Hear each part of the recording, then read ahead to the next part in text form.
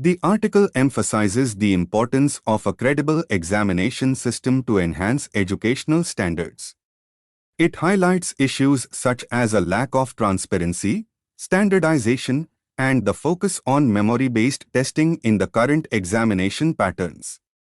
The inconsistency in examination systems across institutions and the disregard for higher-order learning skills by examination boards are noted concerns.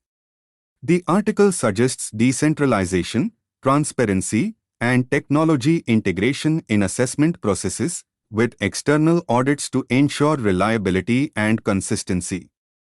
It advocates for reforms to align examination systems with minimum acceptable standards to improve the overall quality of education. The article discusses the erosion of good faith in Indian politics and suggests ways to restore trust. It highlights the government's undemocratic use of state power and the opposition's refusal to acknowledge the legitimacy of the government. The author proposes that individuals across party lines should use their influence to promote civility, restrain party excesses, and address issues like the anti-defection law.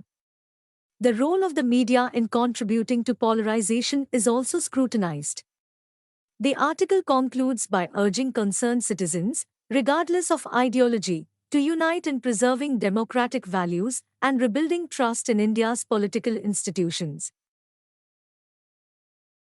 The first multicentric point prevalence survey of antibiotic use at 20 NACNet sites India 2021-22 reveals concerning trends in antibiotic usage.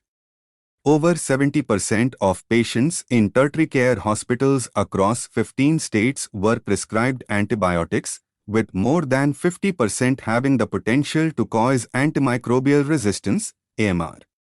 Alarmingly, 55% of patients received antibiotics as preventive measures, while only 45% were for treating infections, and merely 6% were prescribed after identifying the specific bacteria. AMR poses a global threat, and the misuse and overuse of antibiotics contribute to drug-resistant pathogens, jeopardizing medical advancements and making treatments riskier. The article emphasizes the need for strict regulation and research to combat this issue. Ayodhya, the site of the Ram Mandir, is undergoing a transformation into Hindutva's new capital with a master plan for 2031 and 250 projects worth over 80,000 crore rupees. The Ram Temple, set to be inaugurated by Prime Minister Narendra Modi, will have its own power station, sewage, and water treatment plant. Ayodhya is experiencing a surge in tourism and hospitality, and the city's makeover includes widening roads and uniform painting of buildings.